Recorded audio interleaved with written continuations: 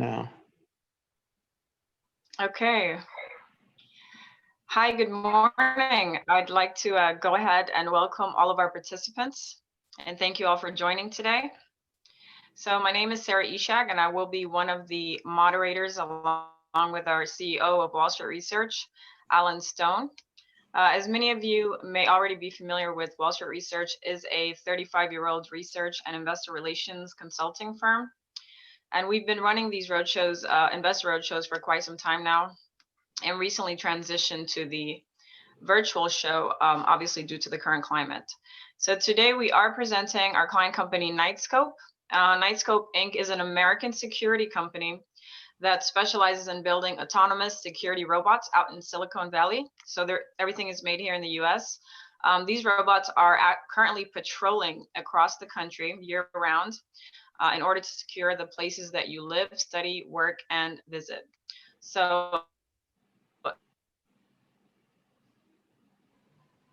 Knightscope is viewed as a revolutionary finding, building and deploying robots, also called autonomous data machines, for use in monitoring people in malls, parking lots, as well as neighborhoods. So our agenda is going to be as followed. We're going to have the president and CEO of Knightscope, Bill Santana, present the firm today. Following the presentation, Alan will go ahead and present a series of questions prior to opening up the Q&A session. So to all of our participants, if you do have any questions, please feel free to add those into the chat box, and we're going to attempt to get through as many as possible prior to the end of this call. So the other thing is we'll also be sending a follow-up emails directly following the webinar. So for those of you who may have serious inquiries regarding the offering, just go ahead and look out for those emails, and it'll allow you to be in touch with the team directly. With that being said, I'll go ahead and pass it over to Alan Stone so we can get started. Yeah, good morning. Thank you very much, Sarah, and excellent opening. And we're very pleased to have Knightscope present on the Wall Street Research Virtual Roadshow today with William Santana Lee, the CEO, and the company is based in Silicon Valley, California, and has developed a very innovative technology-based autonomous security robot, which has a lot of features that through its cameras and technology can really figure out a lot of issues regarding the security industry, and very, very advanced technology. And company's been able to be quite successful with its development and early funding through different forms of crowdfunding, and they right now have an open Reg A Plus offering. That's a $25 million offering, which Bill will get into during his presentation. And so you know, we are very pleased that that they can present this to our audience throughout the country and throughout the North America and parts of Europe. So at this point, I will turn it over to Bill.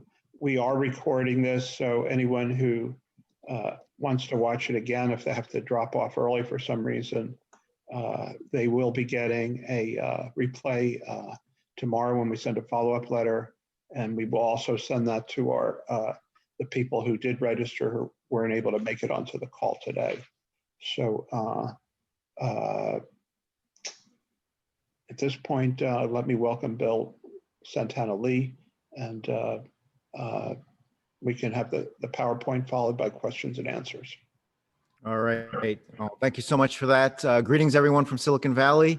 My name is Bill Lee. I'm the chairman and CEO of Knightscope, and we're going to talk to you about much of an outlier deal as possible, not only the technology, but how we finance the company. But my hypothesis is that might yield outlier returns.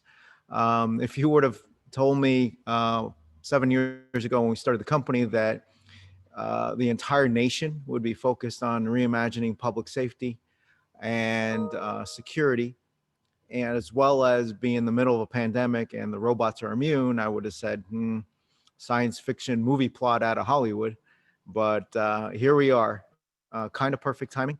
So I know there's a lot of Zoom fatigue out there. So what we're going to try to do today is only a handful of really short slides to kind of couch the conversation, and then have Alan and company have at it, so we can have a more interactive dialogue and hopefully share more about what Knightscope's been up to. So as we get into it here, I think long-term, we've got an opportunity here to build a $30 billion company that looks more like a defense contractor than anything else. One of the things that most folks don't realize that $500 billion gets spent on security globally, both in the public and private sector, and about $300 billion of that is addressable by what we intend to do. What we build is a unique combination of self-driving autonomous technology, robotics, and artificial intelligence. And the idea is to provide the law enforcement officers and security guards really smart eyes and ears for them to do their jobs much more effectively, but also provide a physical deterrence. The security industry is effectively broken. It's ripe for disruption, and there's not been a lot of innovation in this space. I can strongly assert that in the year 2021, there are security guards sitting in the parking lot with the equivalent of a number 2 pencil and a notepad, and we need to fix that. A little bit about the technology itself. There's again a combination of hardware and software to have the machines do the monotonous, computationally heavy work that no human could ever possibly do, and then have the humans do the decision-making and enforcement work.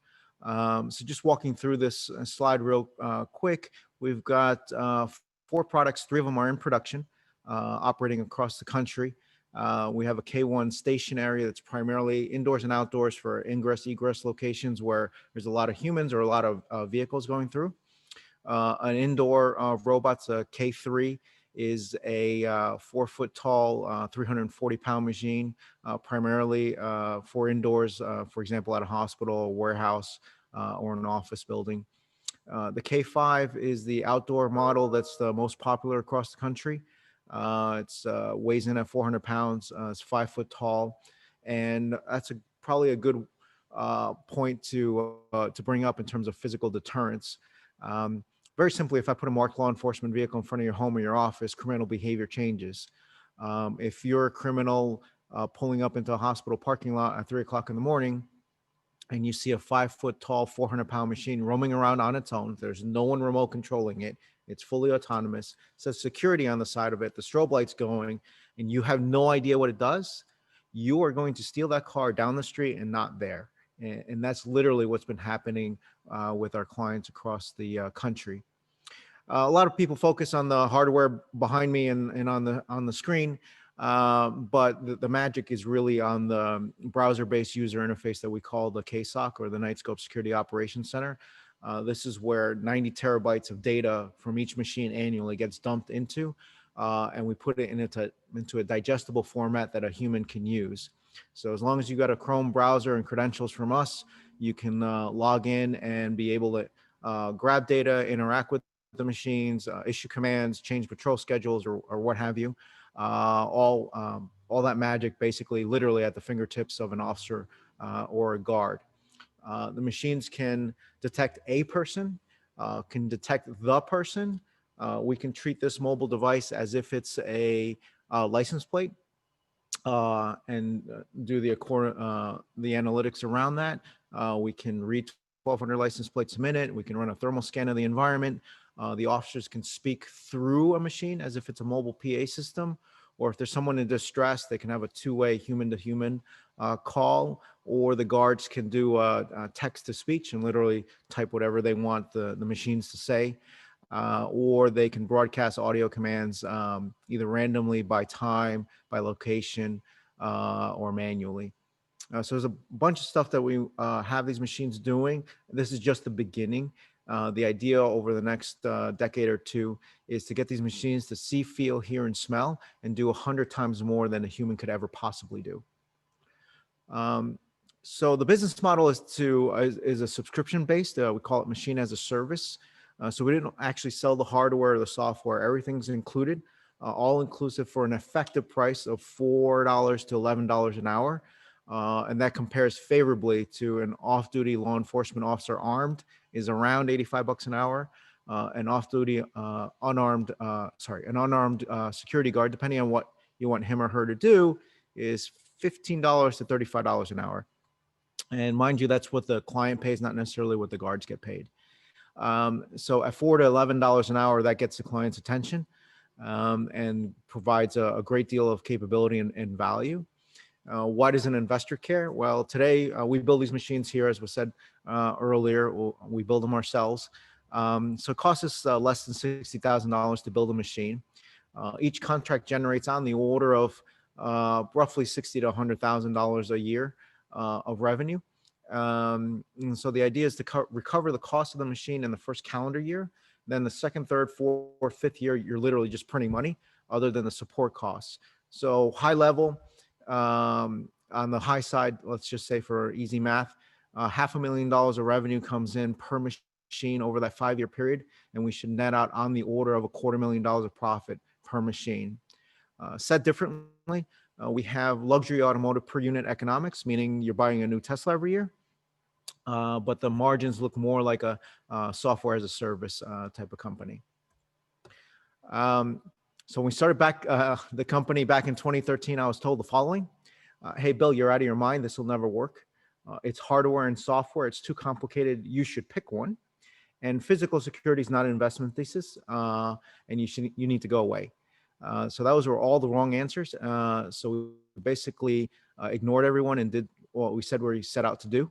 The number's actually now 18,000. We're backed by 18,000 private investors, accelerators, family offices, and 4 major corporations. We've raised well in excess of $70 million to build all this technology from scratch. And as you can see, we've continued to increase the value of the company over time. And we've still got a lot of work ahead for us, but we've now operated over 1 million hours across the country. We hold contracts across 5 time zones from Alaska to Rhode Island.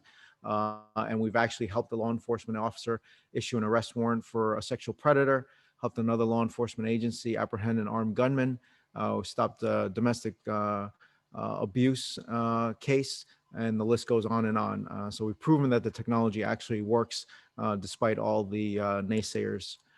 So that's our quick story. If you want to learn more, you can go to securityrobot.com. There's a quick overview of the company there. And if you want to get a hold of me, you can get my email there at WSL@Knightscope.com. Or if you go to securityrobot.com, all the way at the bottom right, there's a little customer service intercom instant messenger button. That is not a bot. That is me answering questions pretty much almost 7 a.m. to 7 p.m. 7 days a week. And I think that's one of the reasons we've been able to close this many investors is I try to make myself accessible and be responsive to investors' questions. So that's probably a good segue to stop the quick presentation there and turn it over to Alan and company to start grilling me with whatever crazy questions you might have. Yeah. Thank you, Bill. That was a great overview and great background, particularly on the technology and the features for both the robot and the user interface. So maybe you could start off by telling us a little bit about your background. I see that you were a senior executive at Ford Motors and some other tech companies before founding Knightscope, and a little bit about your educational background as well. Sure. I was born in New York City, someone hit my town on 9/11, and I'm dedicating the rest of my life to better securing our country. Have degree from Carnegie Mellon University, electrical engineering, and an MBA from Detroit in international marketing. If you look at my LinkedIn profile, it looks like I'm unemployable. During my time at Ford Motor Company, I spent 10 years there, 12 different jobs, 4 different continents, pretty much every functional area. Dating myself here, I worked on the 6.8 liter V10 engine, worked with Mazda in Japan on the Escort Tracer team, was the vehicle engineer for the Lincoln Mark 8, worked for Ford of India. Was stationed in Ford of Europe for the never-ending turnarounds, I like to say. Worked for Ford of Brazil, setting up a plant down there. My second to last job, I was director of mergers and acquisitions, running around buying everything. My last job, as I like to say, ill-advised, I was an intrapreneur. Convinced the board of directors over a period of 6 months to release $250 million to me to do a roll-up in the used parts industry. I built the world's second largest automotive recycler. I bought 22 companies in 11 months, which was a bit of an undertaking. I had 600 employees doing about 150 million in sales. And at the age of 28, I was the youngest senior exec at Ford. That unit, Greenleaf, is still operating as part of LKQ Corporation, which is on NASDAQ and is about, I think, around $10 billion company now. I'm gonna fast forward to Knightscope. We founded the company about 7 years ago, and Ford couldn't have possibly been a better training ground for what we're doing here. That's extremely impressive, amazing story. So how did Knightscope get started? Was there any VC or family office money that you were able to tap into to launch the company? And then when were your first products introduced into the marketplace? So it took me 364 days to raise a seed round. We're here in Silicon Valley, and pretty much everyone told us no. Part of it is just structural. I mean, most founders don't want to say this, but $100 billion plus or minus. I think this year it's been 130 billion, or the prior year. Crudely speaking, 85% goes into software, 10% goes into biotech, 5% goes into other, of which a small sliver goes into robotics or anything hardware related. So the allocators of capital have no sector expertise, and frankly, have a business model focused on being wrong 9 times out of 10, with an attitude that they're right 9 times out of 10. And if you try to name me the VC or the general partner that's fluent in law enforcement, physical security, robotics, and hardware with a track record, you're going to be hard pressed to do that. So we tried, didn't work, which is fine. We just had to kind of financially engineer it a different way. And so on our cap table, we've got no VCs, no hedge funds, and no private equity shops. My mission here is to see if we can make the United States of America the safest country in the world. I don't want to see any short-term shenanigans along the way. So we've got basically long-term capital that we've put in place for a long-term vision. Very, very good. Now I see that you've raised a lot of money for Knightscope with crowdfunding. You've become one of the most successful companies on several platforms for Reg A Plus and crowdfunding, including Seed Invest and Start Engine. And how have you done that, raising $70 million to date with 18,000 investors? I guess 2 comments. One we were talking about earlier. I really don't like the word crowdfunding. As I was mentioning earlier, what do people think Morgan Stanley and Goldman Sachs do all day long when they're raising capital and an issuer does an S1 IPO? They're getting literally every Tom, Dick, and Harry all across the world to invest in that security. Kind of sounds like crowdfunding to me. But I think for a lot of founders, they need to understand that the world doesn't, revolve around VCs. If you've got a wonderful idea that can make a big impact, there's other ways to get your endeavors financed. But I would caution that you can't have a broker dealer like Seed Investor, Start Engine, like I've run into a lot of folks. I get this question every 24, 48 hours, like, how do we do this? You can't just go online and put up a website and think like you're just going to download money from the cloud. Like, you actually have to put in effort and work to get this done. You need to make yourself accessible. You need to provide nothing different than another investor would look for is, what's the team look like? Do you have some traction? Are things moving forward? And are you able to convince people, not only just investors, but teammates to come join your effort? So it's hard. It's also a good stepping stone, I think, to be a publicly traded company, because it instills a level of discipline that most opaque startups wouldn't have.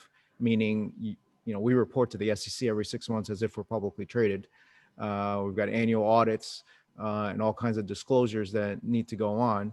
And it's an interesting kind of odd stepping stone. Instead of the flip the switch, you're went from private to public, and it causes a lot of internal issues.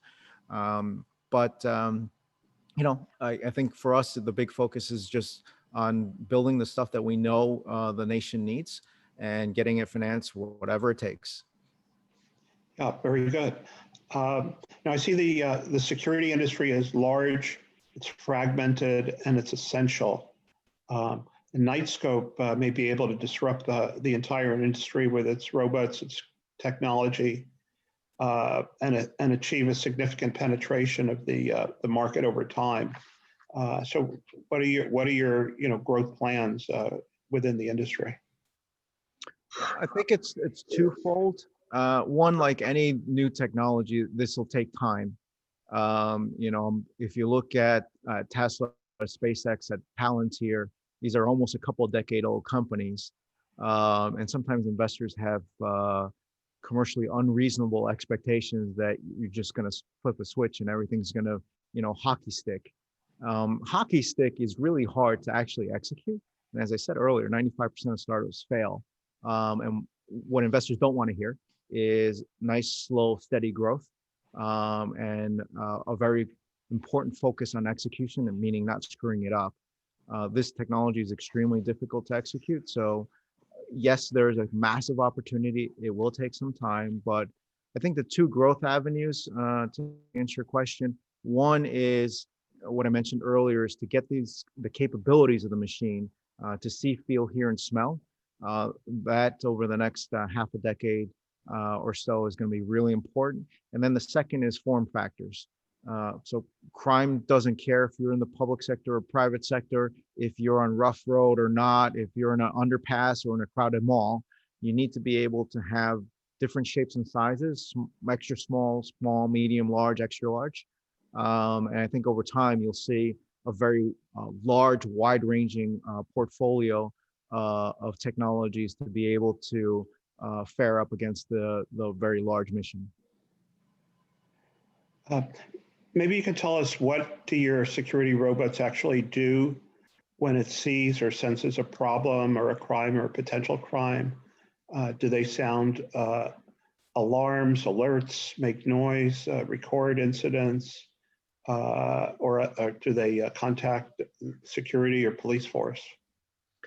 So it depends on the client. And also, I think Hollywood has done us a service and a disservice over the last 30 years, because people have this expectation that the robots do something over here, when the state of the art is down here somewhere.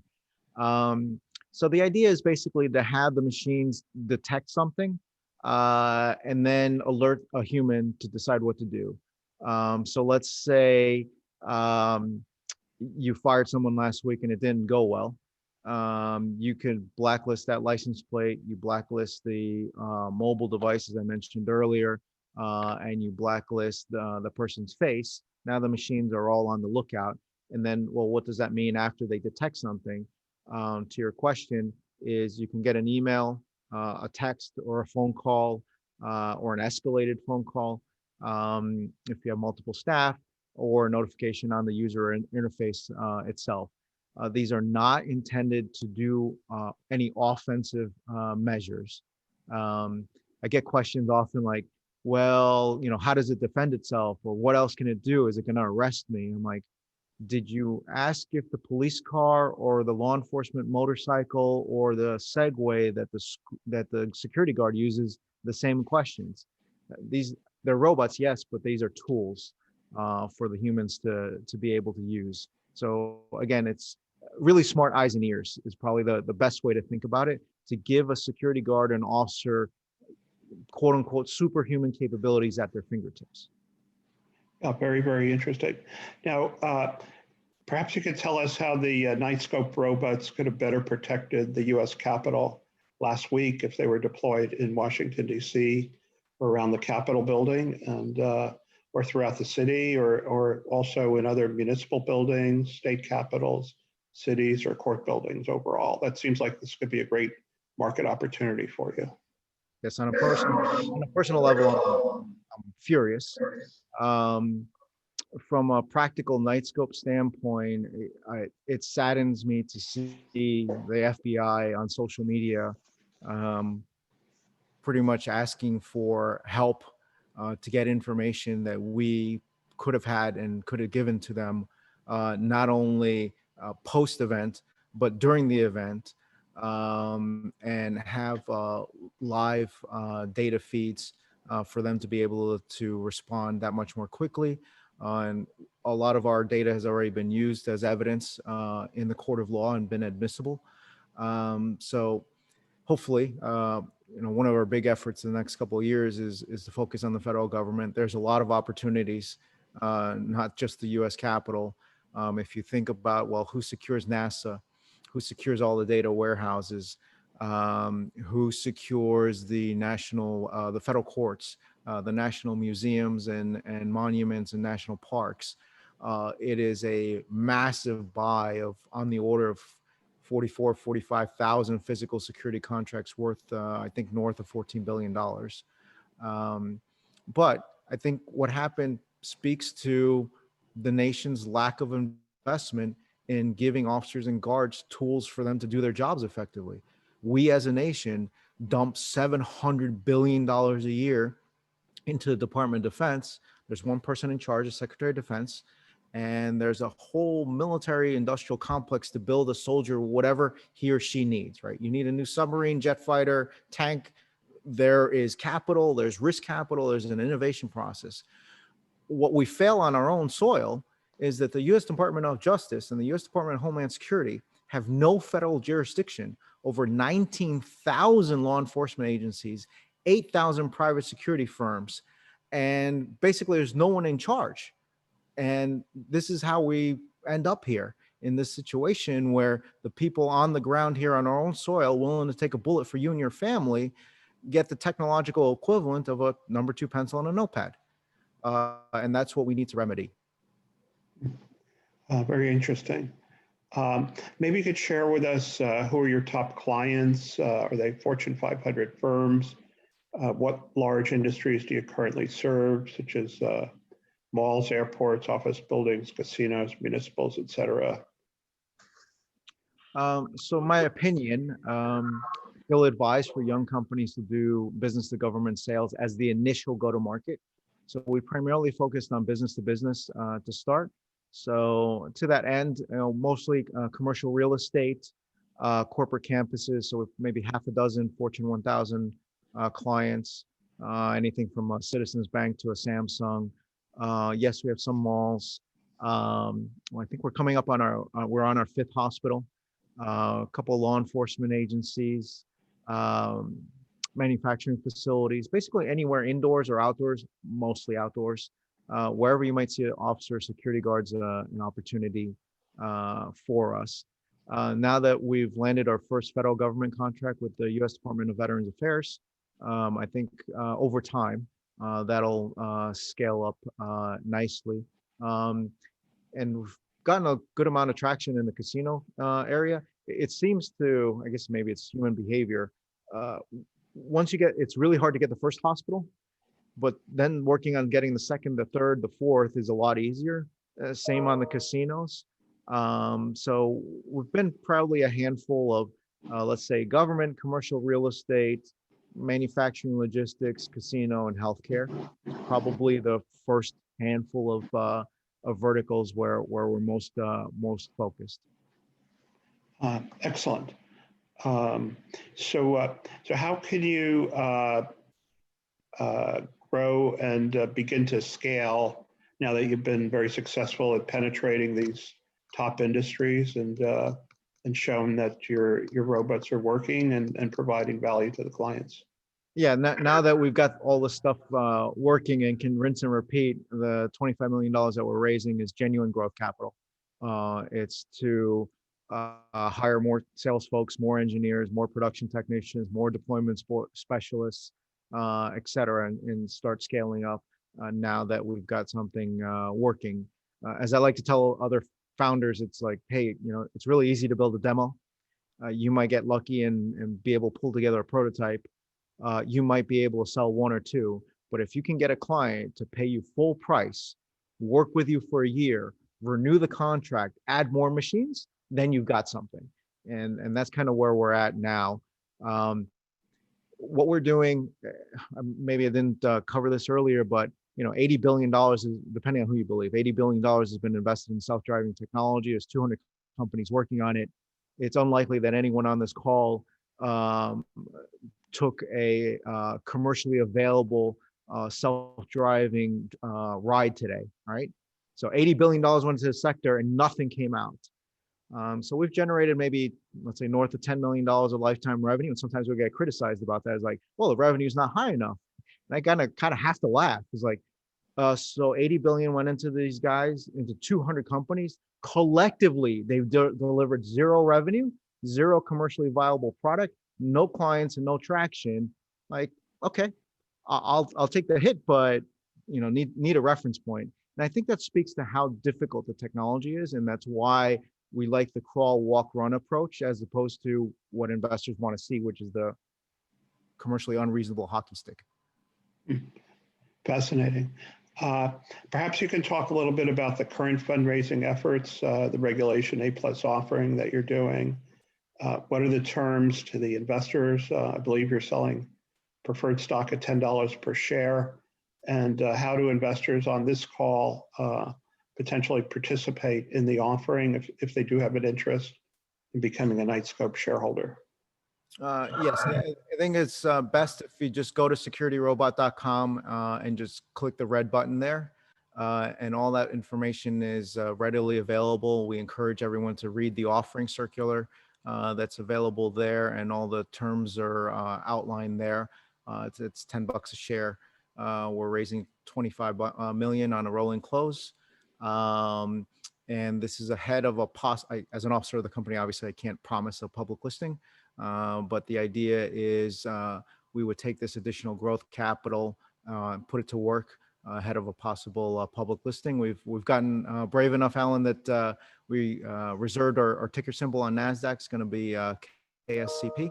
And at the time and place of our choosing, we'll figure out if we're going to do a direct listing with a capital raise, an S1, or a SPAC transaction, or the 10 million numerous ways now that you can list a company. But we're at the point that it would be in the best interest of the shareholders if we can get the right structure in place to put the company on the stock on a national exchange. Yeah, that was actually my next question, which you just answered about possible listing. And also with a lot of the SPAC activity that we're seeing in the market now, are you starting to getting approached by some of the SPACs out there with the visibility that you have, or that would seem to be a good way of doing this? Yeah, we've turned down a term sheet or two. SPACs can be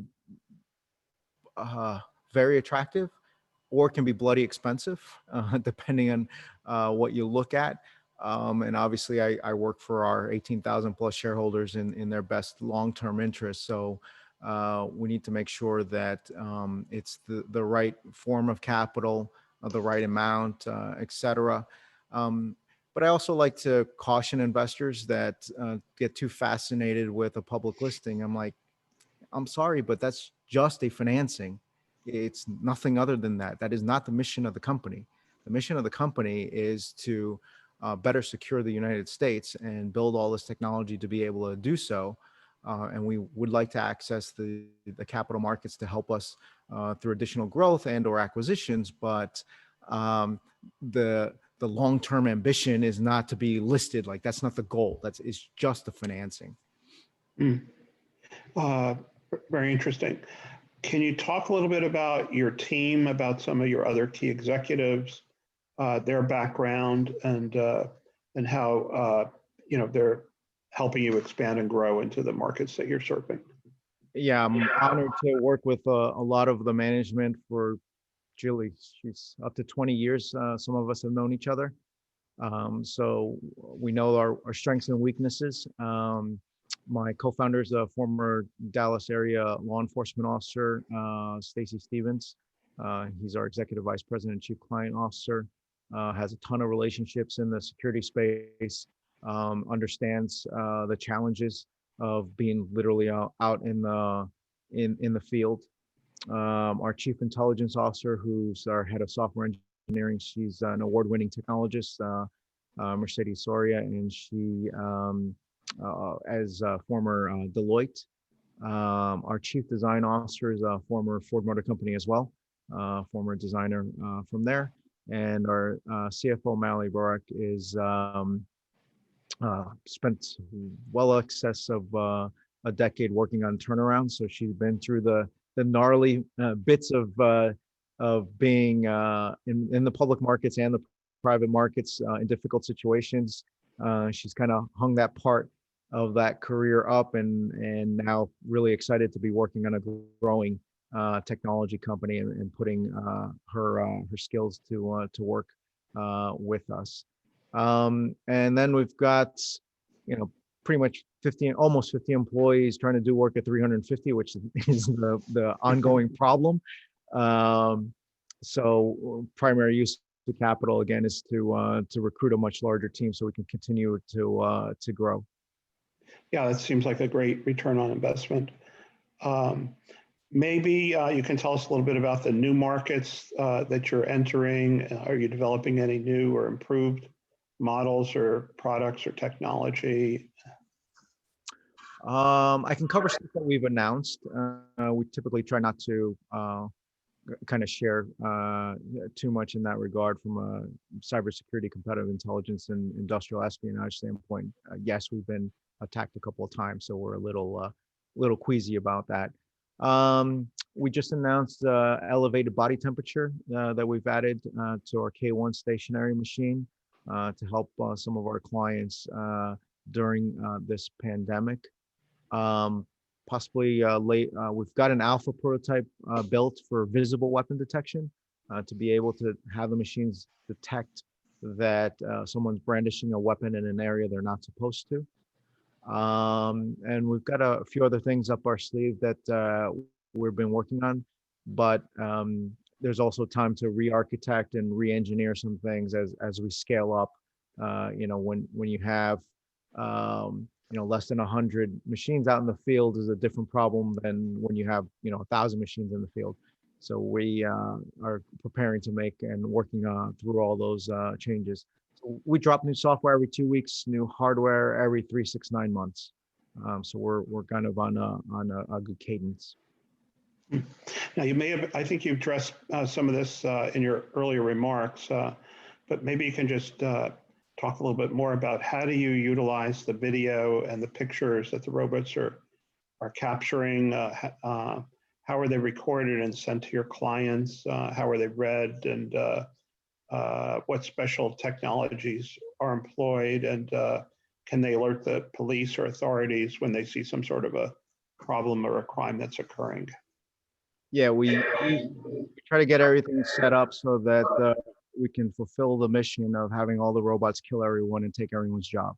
So, sorry, that was a media talking point that people always worry about the robots. I think the events of this last week, I used to say it in jest, and now I say it seriously. Like people worry about the robots, I worry about the humans. In terms of the data that's used, there's not all data is the same. So there's some data that's used similar to a self-driving car that's way too much that we have to dump. Another amount of data might be data that goes up and down to the cloud. Some of it stays on the machine. It kind of depends. So the machine-related health data is proprietary to us.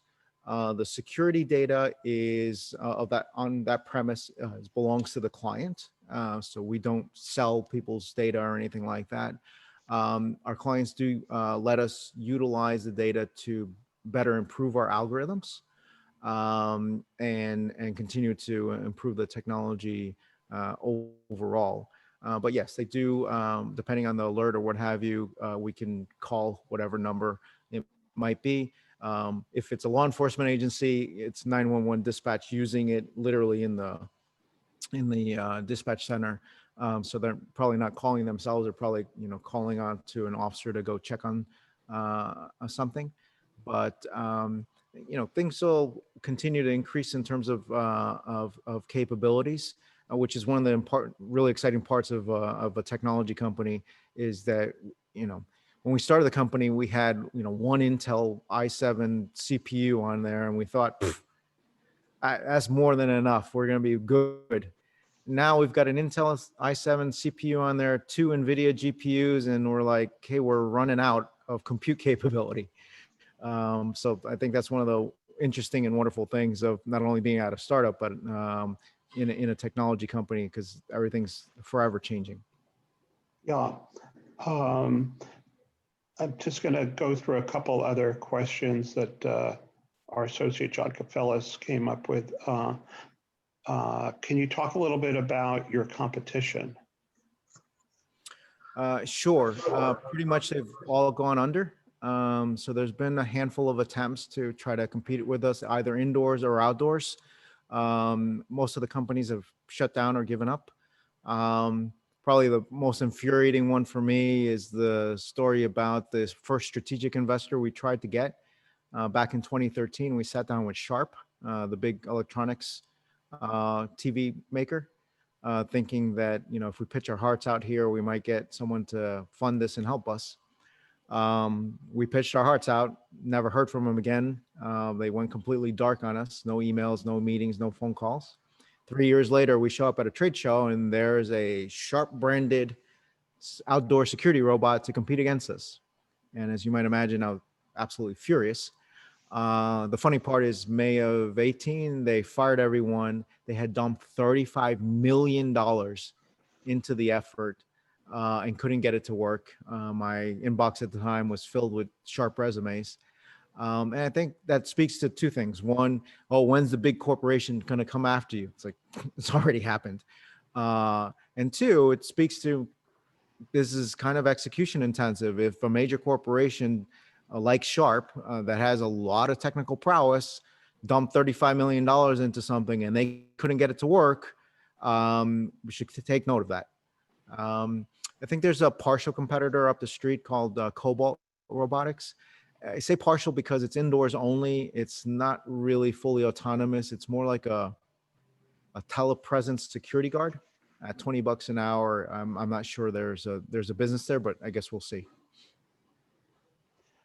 What have been the most common applications of your robots for some of your customers? Warehouses, parking lots, shopping malls, retail stores? I think the surprising one for me, Alan, has been hospitals and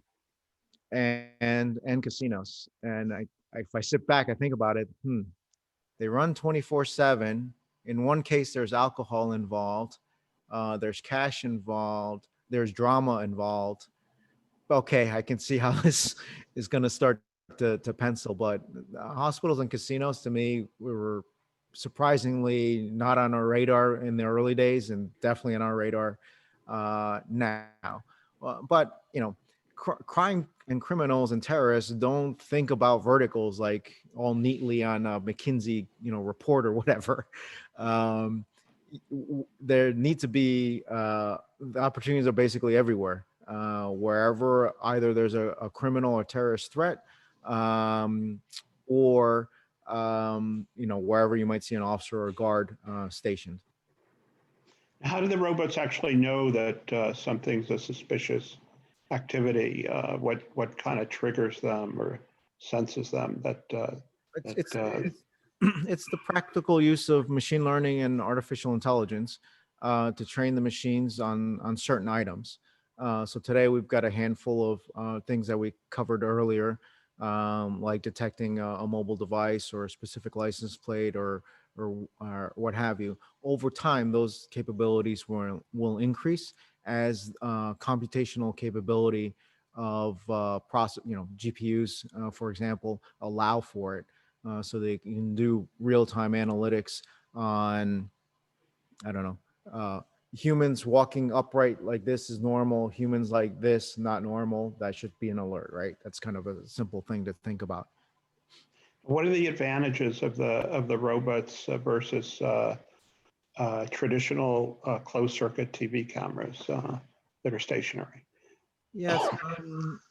We rarely have that conversation with security practitioners, like on an actual client. And that's usually a question from the public or investors, and it's a natural question. The best way to think about it is it needs to be a holistic solution for the client. So the combination is actually the right answer. Competing against advantages, okay, well, most cameras are up in the air somewhere. They're really good at taking shots or video footage of your top of your head, which is not really helpful. So having eye level can be helpful. Can be really expensive. Most people don't realize it. To pipe, power, and monitor a camera is an actual expensive proposition. If you talk to a REIT that just took over a new mall, and they want to redo the camera, so it's $1 million. A camera is not going to provide you a physical presence, nor deter any negative activity if it's working. And a lot of these cameras are not even on. You're not going to run a thermal scan. You're not going to read a license plate. You're not going to speak through it. I mean, you go through the whole list of things. It's really apples and oranges. But if people are curious, we have a ton of blogs on our site. If you go to knightscope.com/news, in our newsroom, there's, I don't know, probably nearly 5 dozen blogs on all kinds of things, including privacy, how the technology works, the biggest mistakes using security robots, a goldmine of stuff, including this particular item on cameras. And then one last question for me, and then I'm going to turn it over to Sarah for questions from the audience. How often do you have to recharge the battery? How long does the battery last before it needs recharge? So you want to think of this as opposite your electric car. So you're not driving all day long and then sitting around waiting for it to recharge. Our clients want 24/7 uptime, so you can't be sitting around all day. So the way to remedy that is the machines patrol autonomously for 2.5 hours or so.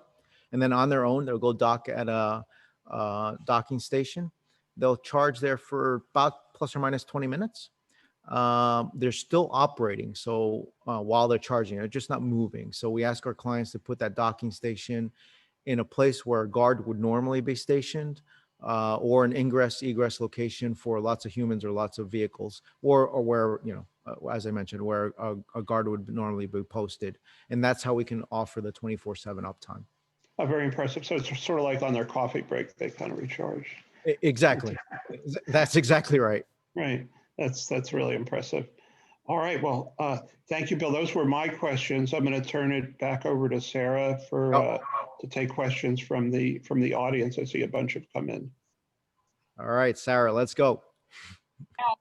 Yeah, thank you, Alan, and thank you, Bill. That was a great Q&A session, very informative. So you've covered quite a bit of information. So we had a few questions pertaining to the actual machines and how they detect suspicious activity. I think you've covered most of that.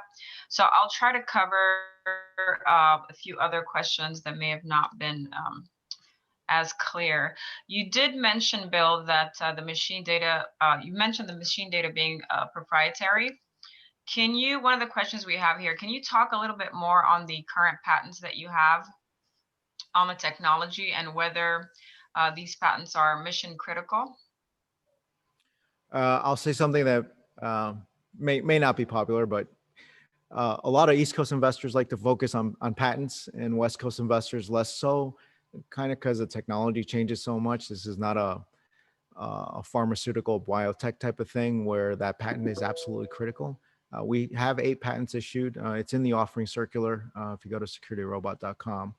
And they're around autonomous usage of a security robot, the user interface, the parking monitoring kind of stuff. If we had discretionary amount of capital and discretionary amount of time and staff, we probably could have filed 100 of them by now, but that's not good use of proceeds for our investors, for us to move the company forward. So we opted to select just a handful that are enough to kind of cover the high level and give investors some confidence that, you know, we've got something. But it's not been a primary focus, unlike other companies where they primarily focus on a very strong IP portfolio. We rather get stuff out the door, and frankly, it changes so often and so much.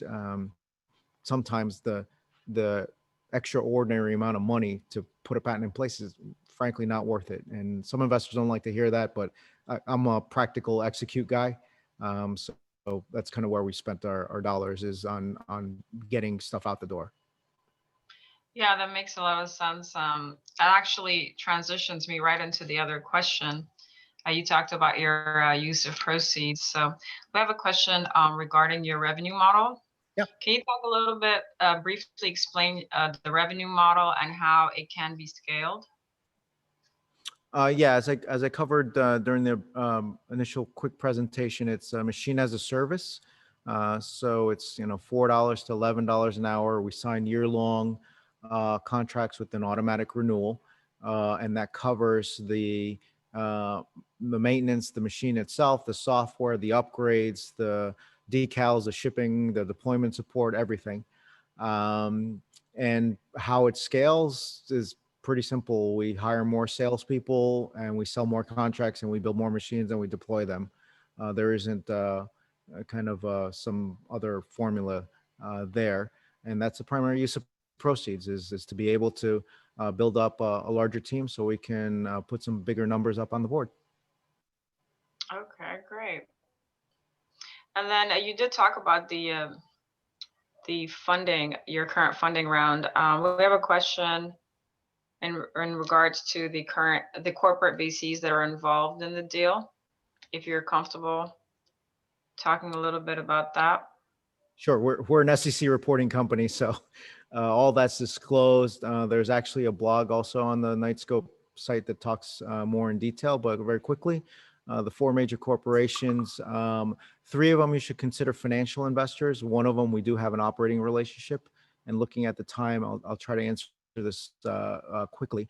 The first one, in no particular order, NTT Docomo, big telecom in Japan, is one of our first early investors. They believe that security and robotics is going to be a long-term opportunity. Second, Flex, as in Flextronics, a big $26 billion contract manufacturer. Third is NetPose, a video surveillance company. That's their primary business, is the cameras we spoke of earlier. And the one that we have a strategic operating relationship with is Konica Minolta. So Konica is a 40,000 person printer, copier, imaging, fax machine company who approached us a few years ago and said, hey, people are copying less, they're faxing less, they're printing less. We've got 2,000 service technicians across the US. If we wrote you a check, would you be willing to train our technicians to service your robots? Oh, wow. And at the time, I'm like, you guys are out of your mind. This will never work, but we will try it. And I was wrong. It worked out fine. And that's how we can operate from Alaska to Rhode Island 24/7. So for example, we have one major retail brokerage that's a client of ours in Omaha, Nebraska. We have one robot in Nebraska. Like, I can't hire 4 people to sit around waiting for the robot, something to go wrong. But I can have a 24/7 staff that runs here, making sure that all the machines across the country are operating properly. And then when we need boots on the ground, we literally call Konica Minolta and they're make themselves available to us after we've trained them.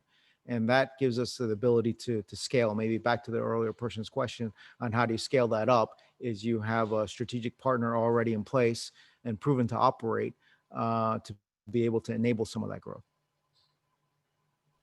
Great. Thank you so much, Bill. We are going to wrap 5 minutes early today. So we still have a few questions, but we can send that over to you, and we'll make sure that we get back to most of our participants. But for the most part, we've covered most of the questions. So I think at this point, I'll pass it over to you, Alan, to just wrap things up. And thank you all for joining today.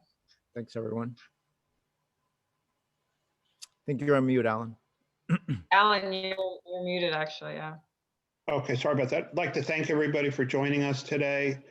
We will send a video broadcast around tomorrow to everyone with a little highlights on the company, and then a button if you want to make direct contact with the company to click on and communicate with Bill Lee. So at this point, I'd like to thank everybody again, to thank Bill for his time and sharing the Knightscope story with our investors. And we wish everybody a great day today, and please visit the company's website for more information.